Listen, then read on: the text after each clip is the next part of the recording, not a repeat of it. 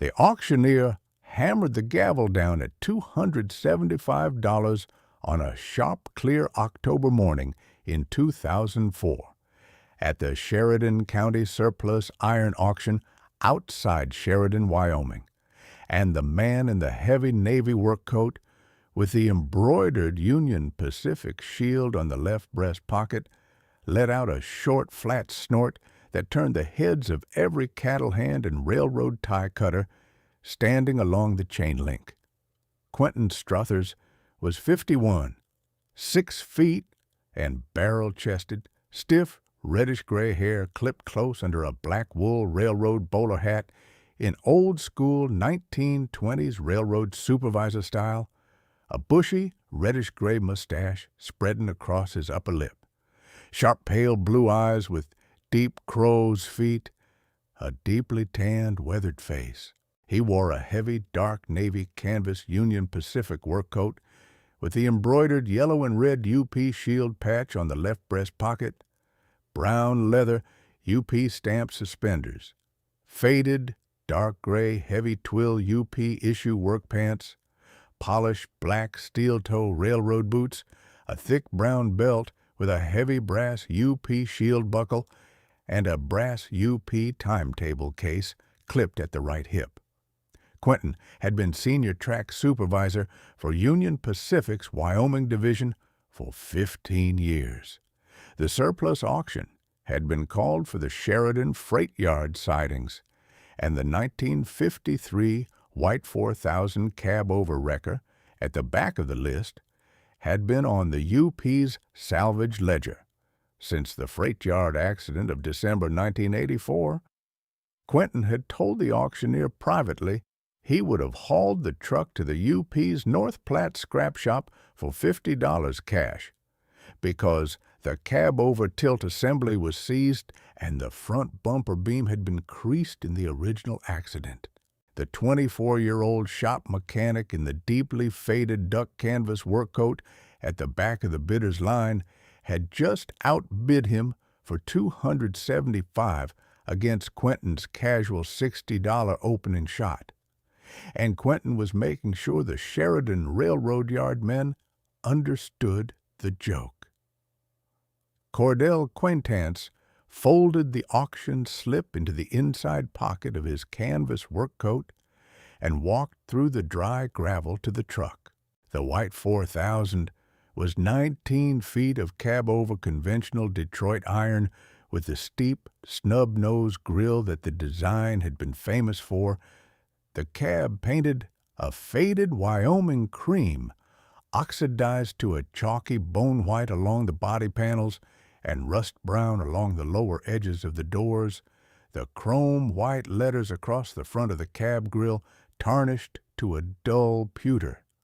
Both side mirrors snapped off at the brackets, a Holmes 850 wrecker boom with a hand-cranked twin-drum winch mounted on the rear deck listing 3 degrees right with both cables frayed, the wooden cargo deck planks rotted, 3 of the 8 tires flat, and the word junk spray-painted in flaking dark blue block letters across the driver's door. A 6-inch crease ran across the top edge of the front bumper beam where a runaway coal hopper had crushed the front of the truck in 1984. Cordell had grown up 2 miles south of where this truck had last been parked. His grandfather, Hollister Quaintance, was waiting at the trailer. Hollister was 78, a retired Union Pacific signal foreman who had worked the Cheyenne to Ogden main line for 39 years, 5'11", lean and erect, with broad shoulders and a slight stoop, snow-white hair under a faded blue-gray UP issue engineer's cap pulled low, a thick white mustache, deep watery blue eyes, and a face lined by Wyoming wind, and 40 winters walking the signal line, large knotted hands, a long-stemmed clay church-warden pipe with a small chip out of the bowl sat unlit between his teeth. He wore a heavy charcoal gray wool railroader's coat open over a faded barn-red heavy cotton work shirt, buttoned to the throat, dark gray heavy twill work pants, held up with thick brown leather suspenders, scuffed brown leather lace-up railroad boots, and a plain brown leather belt with a worn brass buckle. Hollister set one liver-spotted hand on the rusted bumper of the white and stood there a long minute. He spoke quietly. He said, "Son, you bought Lad Hargrove's old 4000. Lad Hargrove had run Hargrove Heavy Recovery out of a concrete block shop on Coffin Avenue in Sheridan from 1970 until the freight yard accident, working the steep Bighorn switchbacks above Story and Bighorn, pulling stuck cattle haulers, overturned grain trucks, and crippled diesel haulers off the runaway hauls above the Tongue River. He had built the Holmes 850 wrecker boom himself onto the White 4000's rear deck in 1973 with the help of 2 welders from the Sheridan UP roundhouse on 3 long weekends. He had married a Story girl named Cassia Webb in 1965, and they had a daughter, Junia, born in 1966. Lad had died in December of 1984.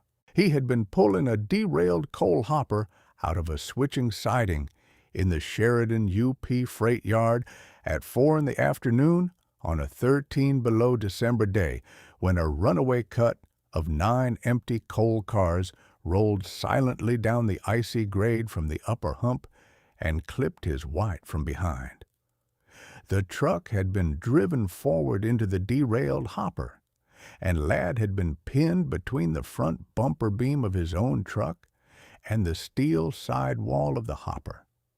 He had died at the trauma center in Billings 6 hours later. He was 55 years old. Junia was 18. The white had been recovered by another UP wrecker out of Casper and parked behind the Hargrove shop on Coffin Avenue. Cassia had paid the property tax on the shop and the truck for 8 years until she remarried in 1992 and moved to Laramie. The truck sat behind the shop for 12 more years until Quentin Strothers and the UP Estate Council agreed to consign it to the auction. Cordell had been at the auction because his grandfather had heard from a UP Signal Line retiree in Rawlins that Lad Hargrove's truck was finally being sold. They winched the 4000 onto Cordell's borrowed flatbed trailer. Quentin Strothers stood at the end of the chain link in his heavy Navy UP coat and watched the brass timetable case clipped to his belt catch in the morning sun. And as Cordell pulled out, he called across the gravel that when the boy was ready to admit defeat, the Union Pacific North Platte scrap shop would haul the heap to Nebraska for the cost of the diesel. Cordell did not answer.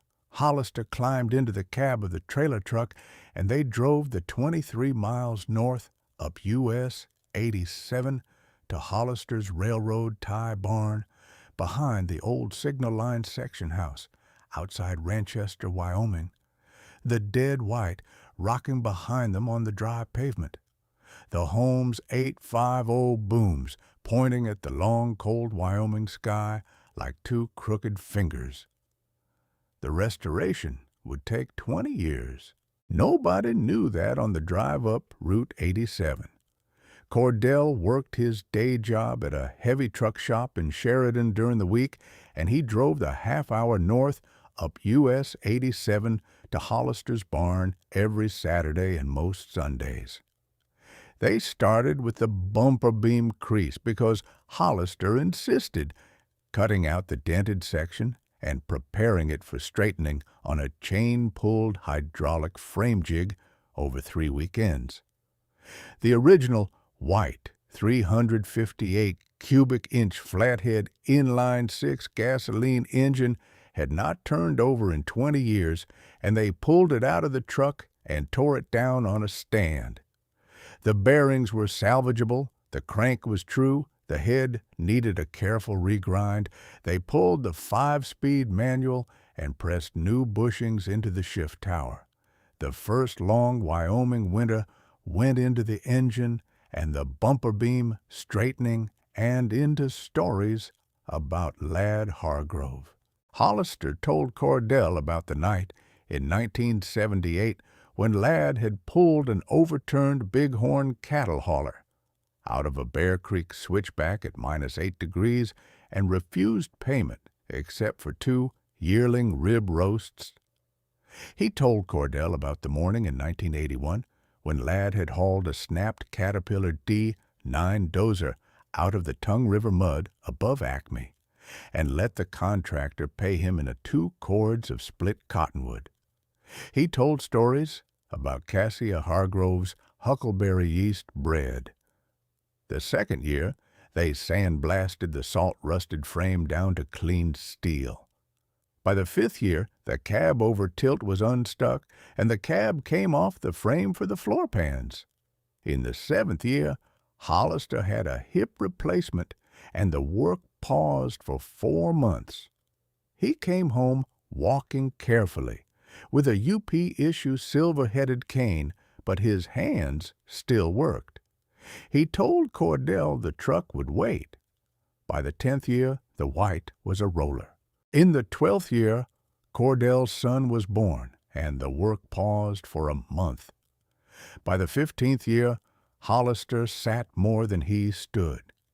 He worked from a folding wooden chair beside the barnwood stove, the blue-gray UP engineer's cap pulled low, the clay churchwarden pipe still between his teeth, the UP-issue silver-headed cane laid across his lap, and he pointed at what to do next. Through all of it, Quentin Strothers drove past the foot of Hollister's gravel road, sometimes in his polished black UP-issue diesel 3/4 ton, the brass UP timetable case clipped to his belt, visible at the open driver's window, the black wool railroad bowler pulled low. The truck always slowed at the foot of the road, but never quite turned in. By the 17th year, the white was painted. They had wet-sanded and primed and laid down a deep, glossy Wyoming cream that matched a faded snapshot Hollister had of the truck from 1973, and they had masked off the driver's door with blue painter's tape around a rectangle where the flaking dark blue junk paint still showed through, and they had left it there. Cordell did not know why. He just left it. The bumper beam was the last thing on the list, because Hollister always said, you start with what makes the truck move, and you finish with what catches what hits her. By the 19th year, the Holmes 850 booms were rebuilt with fresh aircraft-grade twin-drum cables. By the 20th year, the 4000 was nearly whole. The straightened bumper beam sat off the chassis on the floor, primed and ready for paint, and Hollister had been pointing at it for 3 months. On a cold, clear morning of December, the 3rd of the 20th year, Cordell pulled into Hollister's railroad tie barn with a fresh quart of bumper beam paint and a small angle grinder. He was 44 years old. The brown at his temples had gone steady silver. The small white scar across the back of his left hand from a wire wheel grinder in 2016 was a thin line. His hands had the thickness of a man who had spent half his life under hoods. Hollister was 97. He sat on his folding wooden chair beside the barnwood stove with a heavy plaid wool blanket over his knees. The faded blue-gray UP-issue engineer's cap pulled low, the long clay churchwarden pipe between his teeth, the UP-issue silver-headed cane across his lap. Cordell lifted the bumper beam onto 2 sawhorses at the workbench. He started to wire brush the inside surface of the beam where the straightened steel met the original factory weld at the beam's inner end cap. And he stopped. There was a small rectangular seam on the back face of the beam end cap where the steel had been cut and rewelded. The weld was hand-applied and not factory original. Cordell set down the wire brush. He took a small ball-peen hammer and a thin cold chisel and cracked along the welded seam, and the end cap hinged downward on the inside edge. Inside the sealed hollow chamber of the bumper beam, wrapped in 2 layers of waxed butcher paper, bound with brown twine, was a small flat oilcloth bundle. He carried the bundle to the workbench and cut the twine and unfolded the oilcloth 2 layers deep. Inside were 4 things. There was a tight roll of folded $20 bills wrapped with a piece of brown twine, 100 bills in 1980s Federal Reserve paper totaling $2,000. There was a heavy brass railroad belt buckle, the face cast with a Union Pacific shield in raised relief, and the engraved words Union Pacific RR/Sheridan Division /1937 around the border, above 3 small initials. There was a small black and white photograph mounted on stiff paperboard showing a small girl of about 7, sitting on the running board of a Union Pacific F7 diesel locomotive at the Sheridan UP roundhouse. The date, August 1973, written on the back in pencil. And there was a folded single sheet of plain yellowed lined paper, the creases brittle, the ink slightly faded but legible. Cordell unfolded it. The handwriting was small and careful and slanted slightly to the right. The letter was dated December the 2nd of 1984. It read, "To my Junia. The cash is for whatever a young woman needs cash for at 18. The buckle is your grandfather Asa's. He carried it on his Union Pacific switchman's belt at the Sheridan Yard from 1937 until he retired in 1965. The photograph is of you the morning your grandfather walked you down to the roundhouse to see the last UPF unit before they sent her to North Platte for scrap. I am welding these inside the front bumper beam because the runaway cut on the upper hump came within 20 feet of my truck last Tuesday, and I do not want them lost if anything happens at the yard this December. The truck is yours when you are old enough to drive her without breaking her. Your father, Lad Asa Hargrove, Sheridan, Wyoming, December 2nd, 1984. Cordell sat on the workbench. He read the letter twice. He handed it to his grandfather, and Hollister held it in both hands and read it once and set it down. He said quietly, "Lad wrote this 6 days before the runaway hopper came down the grade. The girl never knew." They drove south to Laramie the next Saturday. Hollister had called a UP Signal Line retiree whose daughter worked at the Wyoming Territorial Prison State Historic Site Museum in Laramie, and the retiree had given them a current campus address for Junia Hargrove Webb. They drove down I-90 and I-25 under a cold blue Wyoming sky and pulled into the visitor lot of the Territorial Prison Museum Administration Building, and the woman who came out wearing a museum curator's lanyard was 58 years old. She had Lad Hargrove's broad shoulders and her father's deep blue eyes. She wore a soft charcoal gray wool curator's blazer over a faded indigo cotton work blouse, slim charcoal trousers, polished brown leather boondocker field boots, a small silver UP shield pendant on a thin silver chain at her throat, a thin gold wedding band on her left ring finger. Hollister spoke first. He said, "Ma'am, I knew your father. He worked on his white 4000 in my barn in 1976. My grandson here bought the 4000 at the Sheridan County Surplus Auction 20 years ago, and we have been restoring her ever since. and we found something welded inside her front bumper beam that belongs to you." Junia's face changed. She brought them into a small museum reading room, and they sat at a long maple table, and Cordell set the 4 items down one at a time. The cash first, then the buckle, then the photograph.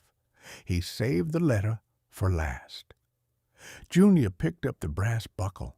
She turned it slowly between her fingers and read the engraving around the border. She said her grandfather Asa had worked the Sheridan yard from 1937 until he retired in 1965, that the family had been told the buckle had been buried with him in the Sheridan Cemetery in 1970, and that she had been looking through the U.P. Sheridan archive for that buckle for 30 years. She picked up the photograph. She held it for a long time. She read the letter twice. She did not cry until the second reading. She asked finally if she could see the truck. They drove her north to Ranchester the next morning. Junia stood in the open bay of Hollister's railroad tie barn and walked slowly around the white 4,003 times. She ran her hand along the chrome white letters on the cab grill. She stood at the driver's door where the flaking dark blue junk was still masked off in blue tape. She turned to Cordell and she asked the price. Cordell looked at his grandfather. Hollister laid both hands on the silver-headed cane across his lap and said, "Ma'am, the truck is yours, but not the way you mean. We are going to finish her. We are going to paint over the door so the junk is gone, and then we are going to drive her down US 87 to Coffin Avenue in Sheridan and park her at the empty concrete block lot, where Hargrove Heavy Recovery's shop stood until December of 1984. And we are going to paint your father's name on the door in clean white the way he had it in 1970. The boy paid $275 at auction. The truck is his on the paper. The work is his by the doing. But the name on the door belongs to your father and your grandfather and to you." They finished the white through that winter. Junia drove up from Laramie every other Saturday. On the morning of April the 20th of the 21st year, they rolled the 4,000 out of Hollister's barn under a clear blue Wyoming sky, and they drove her in convoy south on US 87 down to Coffin Avenue in Sheridan and parked her facing the empty concrete block lot where Hargrove Heavy Recovery had stood until December of 1984. Cordell handed Junia a small can of deep cream paint and a 1-inch brush. Junia climbed up on the running board, and she painted out the flaking dark blue junk on the driver's door. She waited an hour. She opened a can of clean white lettering paint, and in her father's careful slant, she painted across the door in clean, clear letters, "Hargrove Heavy Recovery, established 1970, old enough to drive her without breaking her." She stepped down. A polished black UP-issue diesel 3/4 ton went by on Coffin Avenue. Quentin Strothers was driving. He slowed almost to a stop. He looked at the white, at the empty concrete block lot with the cream door and the clean white lettering. He looked at the 4 people on the gravel. He did not snort. He drove on. The white 4,000 sits on Coffin Avenue in Sheridan today, and the sign on the door reads, "Hargrove Heavy Recovery. Established 1970. Junia runs the Wyoming Territorial Prison State Historic Site Museum in Laramie. The $2,000 sits in a small lockbox at her museum office. The 1937 Union Pacific Sheridan Division belt buckle sits beside it. The 1973 photograph is framed on the wall above her museum desk. The letter is in a small fireproof safe in her home. She reads it once a year on the 2nd of December.